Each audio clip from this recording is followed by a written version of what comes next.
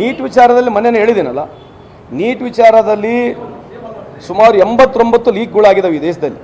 ಅದರಲ್ಲಿ ಕೇಂದ್ರ ಸರ್ಕಾರದ ಆಡಳಿತದಲ್ಲಿ ಇರತಕ್ಕಂಥ, ಕೇಂದ್ರ ಸರ್ಕಾರದ ನಿಯಂತ್ರಣದಲ್ಲಿರ್ತಕ್ಕಂಥ ಸುಮಾರು 21 ಸಂದರ್ಭದಲ್ಲಿ 21 ಬಾರಿ ಲೀಕ್ಗಳಾಗಿದ್ದಾವೆ.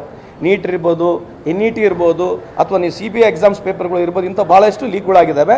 ಈ ಬಾರಿ ಏನೋ ಭಾಳ ದೊಡ್ಡ ಚರ್ಚೆಗೆ ಬಂದಿದೆ. ಅದು ಅವರಿಗೆಲ್ಲ ಕಾಮನ್. ಅದು ಬೇರೆ ಗುಜರಾತ್ನಲ್ಲಿ, ರಾಜಸ್ಥಾನಲ್ಲಿ, ಮಧ್ಯಪ್ರದೇಶದಲ್ಲಿ, ಮಹಾರಾಷ್ಟ್ರದಲ್ಲಿ, ಬಿಹಾರದಲ್ಲಿ, ಆಸಾಂನಲ್ಲಿ ಇವೆಲ್ಲ ಭಾಳಷ್ಟು ಸೀಲ್ ಆಗಿದ್ದಾವೆ. ಇವೇನು ಲೆಕ್ಕಕ್ಕೆ ಬರೋದಲ್ಲ. ಇಂಥವೆಲ್ಲ ಭಾಳ ಸಣ್ಣ ವಿಷಯಗಳು ಅವರಿಗೆ. ಸುಮಾರು 6.5 ಕೋಟಿ ಮಕ್ಕಳಿಗೆ ಇಲ್ಲಿವರೆಗೆ ಈ ರೀತಿಯಾದಂಥ ಅವ್ಯವಸ್ಥೆ ಆಗಿದೆ. ಏನೋ ಇವತ್ತು ಚರ್ಚೆಗೆ ಬಂದಿದೆ, ಭಾಳ ಖುಷಿ ಇದೆ. ಇದಕ್ಕೆ ಯಾರು ಉತ್ತರ ಕೊಡಲ್ಲ. ನೀವು ಉತ್ತರ ಹೋಗಿ ಕೇಳ್ರಿ, ವುಮೆನ್ ಬಿಲ್ ಬಗ್ಗೆ ಮಾತನಾಡ್ತಾರೆ. ದಯಮಾಡಿ ನೀವು ಮತ್ತೆ ಶೋಭಾ ಕರಂದ್ಲಾಜೆ ಮೇಡಮ್ ಕೇಳಿರಿ. ನೀವು ಗ್ಯಾಸ್ ಬಗ್ಗೆ ಕೇಳಿದ್ರೆ ಅವರು ವಿಮೆನ್ ಬಿಲ್ ಬಗ್ಗೆ ಹೇಳಿದ್ರು, ಮತ್ತು ನೀವು ಇದನ್ನು ಕೇಳಿದ್ರೆ ಮತ್ತೆ ವಿಮೆನ್ ಬಿಲ್ ಬಗ್ಗೆ ಹೇಳ್ತಾರೆ. ಅವ್ರು ಇದ್ರ ಬಗ್ಗೆ ಯಾರು ಚರ್ಚೆ ಮಾಡಲ್ಲ. ಅವ್ರಿಗೆ ಮೇಲಿಂದ ಡೈರೆಕ್ಷನ್ ಇದೆ. ಮೋದಿ ಸಾಹೇಬ್ರು ಹೇಳ್ತಾರೆ ಇದ್ರ ಬಗ್ಗೆ ಯಾರೇನು ಮಾತಾಡ್ಕೋಬೇಡಿ ಅಂತ ಹೇಳಿ. ರಾಜಸ್ಥಾನದ ಮಂತ್ರಿಯೊಬ್ಬರ ಜೊತೆಗೆ ಇದ್ದಂತವರೇ ಈಗ ಲೀಕ್ ಮಾಡಿರೋದು ಅನ್ನುವಂಥದ್ದು ಬಹಿರಂಗ ಆಗಿದೆ. ಇದೆ ಓಡಾಡ್ತಾ ಇದ್ದಂತವರೇ ಈಗ ಆ ಕಿಂಗ್ ಪಿನ್ ಅನ್ನುವಂಥದ್ದು ಇದೆ. ಈಗ ಇಷ್ಟೆಲ್ಲ 29 ಲೀಕ್ ಆಗ್ಬೇಕಂದ್ರೆ ಸರ್ಕಾರದ ಒಳಗಿರ್ತಕ್ಕಂಥ ಜನನೇ ಮಾಡಬೇಕಾಗುತ್ತೆ. ಮಾಡಿದ್ದಾರೆ. ಅದರ ಬಗ್ಗೆ ಎಲ್ಲಿ ನಾನು ವ್ಯಾಪಮ್ ಕೇಸ್ ಬಗ್ಗೆ ಮಾನ್ಯ ಮಾತಾಡಿದೆ. ವ್ಯಾಪಮ್ ಕೇಸ್ ಹಿಸ್ಟಾರಿಕಲ್ ಕೇಸ್ ಇದೆ. 44 ಜನ ಮರ್ಡರ್ ಆಗ್ತಾರೆ.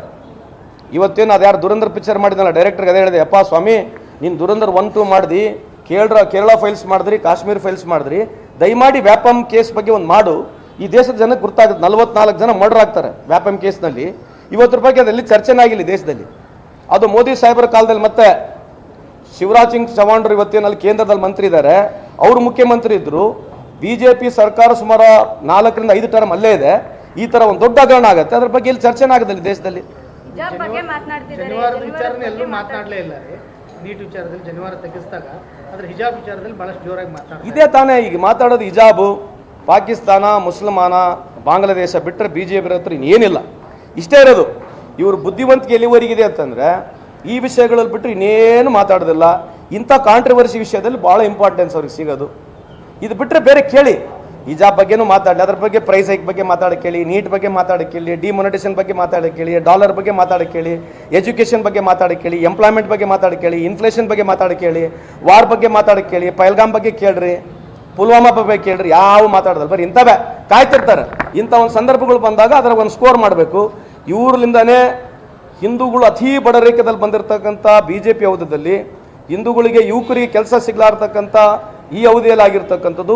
ಇಡೀ ಭಾರತ ದೇಶದ ಹಿಂದೂಗಳಿಗೆ ಮೋಸ ಮಾಡಿರ್ತಕ್ಕಂಥ BJP ಸರ್ಕಾರ, ಕೇಂದ್ರದಲ್ಲಿರ್ತಕ್ಕಂಥ ಸರ್ಕಾರಗಳು, ರಾಜ್ಯದಲ್ಲಿರ್ತಕ್ಕಂಥ ಬೇರೆ ಬೇರೆ BJP ಸರ್ಕಾರಗಳು ಹಿಂದೂಗಳ ಬಗ್ಗೆ, ಸೆಂಟಿಮೆಂಟ್ಸ್ಗಳ ಬಗ್ಗೆ ಮಾತನಾಡಿ ಓಟ್ಗಳನ್ನ ತಗೊಂಡು ಹಿಂದೂ ಸಮಾಜಕ್ಕೆ ಮೋಸ ಮಾಡಿ ಇವತ್ತು ರೊಕ್ಕ ಇವರೇ ಮಾಡ್ಕೊಂಡಿದ್ದಾರೆ. ಇನ್ನೇನು ಇಲ್ಲ.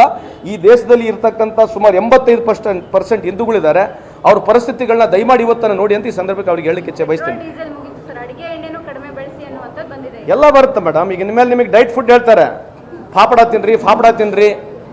ಇನ್ಮೇಲೆ ಬರ್ತಾವೆ ನಿಮಗೆ ಡೈಟ್ ಫುಡ್ ಹೇಳ್ಕೊಡ್ತಾರೆ, ಫಾಫಡ ತಿನ್ರಿ. ಅದರಿಂದ ಏನಾಗುತ್ತೆ, ಅದರಿಂದ ಉಪಯೋಗಗಳನ್ನ ಹೇಳಕ್ಕೆ ಬರ್ತಾರೆ. ಇವತ್ತು ಹೇಳ್ತಾ ಇದ್ದೀನಲ್ಲ, ಈ ದೇಶ ಎಲ್ಲಿಗಿದೆ ಇವತ್ತು.